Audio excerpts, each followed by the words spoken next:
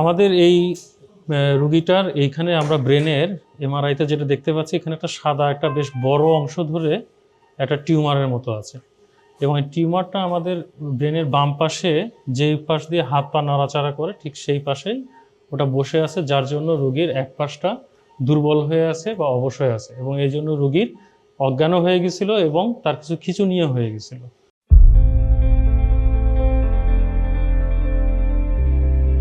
আসসালামু আলাইকুম, আমি ডাক্তার শাহরিয়ার ইসলাম খান, কর্মরত আছি সিনিয়র কনসালটেন্ট হিসাবে শিপ ইন্টারন্যাশনাল হসপিটালে।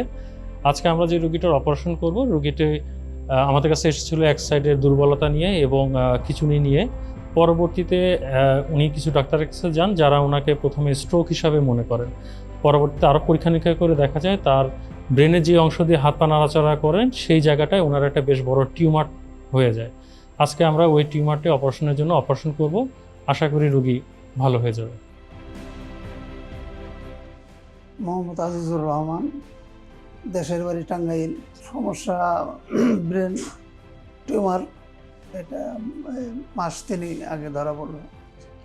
এরকম মনে করেন সমস্যাটা এরকম হয়তো মানে করতে পারতাম না, পরে এছাড়া আর কোনো না ওই কোন হয়েছে এই সময় হয়েছে, আর 2-3 বার মাত্র।